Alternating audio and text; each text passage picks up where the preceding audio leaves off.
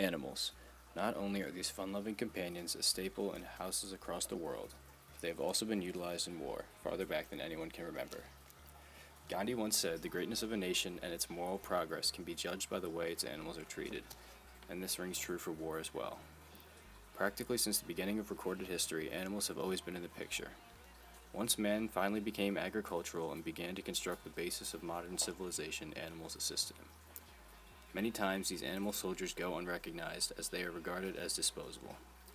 No tears were shed for the lost pigeons during the World Wars, and similarly today, dogs in the Middle East are hardly given the recognition they deserve. The animals that serve blindly until their deaths are often overlooked and not accounted for in the end. They have been forced to serve by their masters, and millions have been killed by it. And through this presentation, I hope to shed light on not only the usefulness of animals in war, but also specific animals that have played key roles in battles throughout history. Lucretius mentions battling alongside horses and elephants in his book De Rerum Natura, and in this he also mentions the failed and disastrous attempts with bulls, boars, and lions. Lucretius, a Roman poet who lived in the years 99 through 55 BC, proves that animals have fought with their masters basically since war was created. The power of the elephant was harnessed by the ancient Carthaginians as well as the Romans, and its immense power and stature was enough to intimidate and strike fear in most opponents.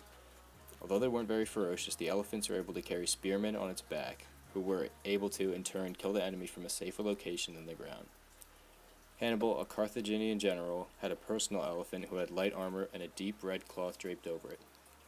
One of the most useful animals, the pigeon, also was not intended for its use in war. Pigeons were raised by humans in captivity and bred to fly longer and longer distances for country-wide races. Their ability was not recognized in war until people figured out that they were perfect for carrying messages, and thus the carrier pigeon was born. When people imagine an animal alongside a soldier, what animal do they think of? The most popular response would be a dog, and for good reason. The dog, man's best friend, has been fighting and helping in wars since their domestication. Among the Greeks and Romans, dogs served most often as sentries and patrols, though they were sometimes taken into battle.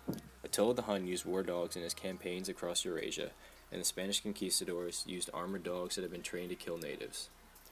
Dogs have deep roots in battle, and previously many had been bred specifically for battle. This is not the case for Stubby, a combat-ready dog in World War I. Sergeant Stubby was the most decorated war dog of World War I, and the only dog to be promoted to sergeant through combat. The Boston Bull Terrier started out as the mascot of the 102nd Infantry 26th Yankee Division, and ended up becoming a full-fledged combat dog. Brought up to the front lines, he was injured in a gas attack early on, which gave him a sensitivity to gas that later allowed him to warn his soldiers of incoming gas attacks by running and barking. He helped find wounded soldiers and even captured a German spy who was trying to map Allied trenches. Stubby was the first dog to be ever given rank in the United States Armed Forces, and was highly decorated for his participation in 17 engagements and also being wounded twice. Stubby was actually promoted to the rank of sergeant, outclassing even some human soldiers. Dogs were not only important physically, but also mentally. They help soldiers cope with the stress and fatigue of war, similarly to how dogs are used in hospitals or nursing homes to raise morale and comfort the patients. This was especially true during the trench warfare of World War I. Here morale was at an all-time low, and with the help of dogs like this guy here, soldiers were given the comfort they desperately needed. Dogs today are mainly used for their sense of smell, and the same was true in the past. Their keen sense of smell was able to locate and avoid enemy snipers, ambushes, weapon caches, and even soldiers hidden underwater with only a small reed visible for breathing. In more modern times, these dogs are able to assist with the detection of bombs and traps scattered throughout the Middle East.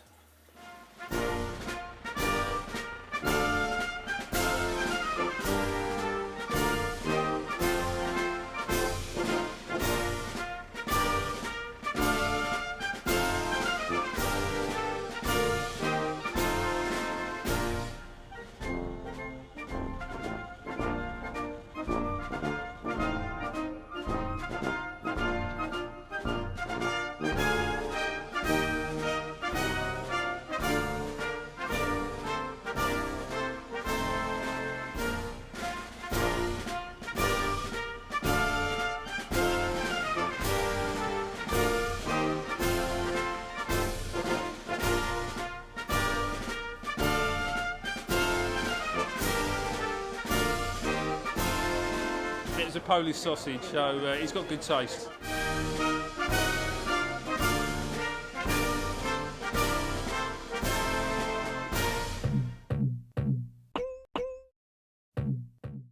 One of the most interesting and unusual uses of domesticated animals in history was the use of war elephants, which probably began around 4000 BC in the Indus River Valley. Later, the largest land mammals in the animal kingdom were used in many battles, including against Alexander the Great's forces by Hannibal's Carthaginian army against the Romans, and by the Sultans of India when fighting the Mongols. Dating back to Hannibal's crossing of the Alps, elephants enjoyed a small role in war. Units of elephants, called elephantry, were used to mount large-scale charges at the enemy, with hopes of scattering and causing mass confusion in the process. This was used heavily by the Romans after seeing the Persians use these tactics, but the elephant was not always reliable. They would often stampede into their own troops after being scared. This would in turn spook other elephants into trampling over anyone who was in their way. Because of this, elephant riders were given a spike and a hammer so they could quickly end the elephant in seconds before they would stampede. The elephant wasn't only utilized for its intimidation factor, and as gunpowder became a factor, its use in actual battle declined greatly. But this didn't stop it from pulling heavy equipment and moving debris for the Germans after battles in Western Europe. The elephant's sheer power is more than enough for some heavy lifting, and it commonly found itself moving rubble aside for tanks. The Indian elephant, perhaps the most sought-after pachyderm, was well known by the Germans and the Indians alike. Because the elephant became less and less useful in combat as time passed, he was used more and more as a beast of burden. An article in the St. Louis Times dated 1879 stated, "His power is enormous, and to this power he adds intelligence. He will lift the largest teak logs, and teak is among the heaviest of woods, and arrange them in piles. He will push a log with his foot against the saw and carry the sawed wood in his tucks or in his trunk. In all these maneuvers he is directed by the mahout, who sits on his neck and manages him with a goad, or more generally by word of mouth.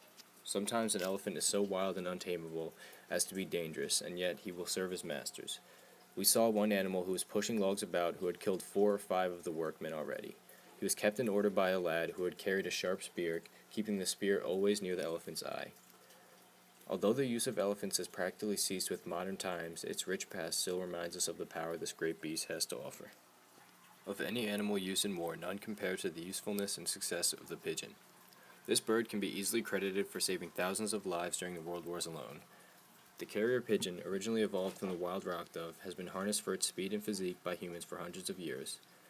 Even before they were used for warfare, they were used for long-distance races. These carrier pigeons often carried messages that were too dangerous for humans to attempt, and they were constantly under fire from enemies.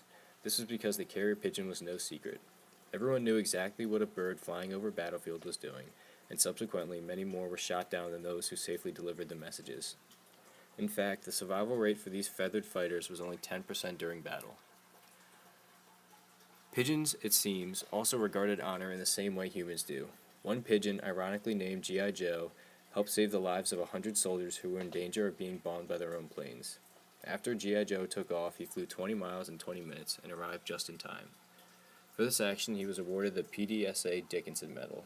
The PDSA Dickinson Medal is specifically given to those in the animal kingdom who perform remarkable duties in desperate times. In total, 64 medals have been given out, half going to carrier pigeons from 1943 to 1949. Perhaps even a greater award was given out to a bird by the name of cher ami, meaning dear friend in French. Cher ami was given a mission to fly 25 miles to relay a message to control. 500 men over 9 companies in the 77th Division had their lives on the line, and it was all up to this bird. The 77th was trapped down under their own artillery, losing men to their own bombs by the minute. The last 2 birds had been shot down immediately, and if the artillerymen was not informed of their problems, they would likely all die. Cher ami took flight, and 60 minutes later he arrived, only he hardly looked like a bird anymore. He had been shot and blinded, blood covering his entire body, and one of his legs was only hanging on by a tendon, but he didn't stop flying. After saving the men, he was nursed back to health, even given a wooden leg to replace his blown-off one. Cher ami was honored by being given a place in the Smithsonian where you can go and see him today. Other flying soldiers include bees, which have been used since the Romans as a form of attack. They would dismantle beehives from their locations and proceed to catapult them into oncoming enemies. Beehive traps were also set during World War I, and in them a tripwire would release a swarm of angry bees. Chickens, too, have found their place on the battlefield, believe it or not. In 2003, the U.S. military planned to attach caged chickens to the top of their Humvees as they entered Iraq, to act as an early warning system to any dangerous chemicals or nerve agents. Just like the canary down the mine, if the soldiers saw the chicken keel over, they would know to don their gas masks. Dubbed Operation Kawadi Field Chicken, or known as KFC, it never actually got off the ground after 41 of the 43 chickens died within a week of the arrival in Kuwait. The camel, like his cousin the horse, was mainly used as a form of transportation. They were useful for navigating arid terrain where water was not readily available because they could go weeks without drinking water. At one point in time, the Americans actually had an official military camel corps during the mid-19th century. They were useful for fighting the Mexicans and the natives in the Southwest, but this was short-lived, as the corps was disbanded at the start of the Civil War. A record from 1398 portrays another use of the camels. During his invasion of India in 1398, the Turkish ruler Timur loaded his camels with as much hay and wood as possible and set them on fire, sending them screaming into the ranks of the opposing 120 war elephants. The elephants panicked and stormed back towards their own lines, creating carnage and allowing Timur to seize the advantage. Camels, although not elusive like the pigeon or intimidating like the elephant, still have found one more use on the battlefield. Recently, troops deployed in Afghanistan are on the lookout for kamikaze camels, who, strapped with explosives, charge full speed at enemies. This was a tactic that actually saw use during the 1980s in the Afghani Mujahideen's battle against the Soviets. Animals like this, specifically the pigeons, elephants, and dogs, and to a lesser extent the camels, should be remembered for their valiant efforts in helping mankind. Such devotion has been key to saving countless lives in the history of war.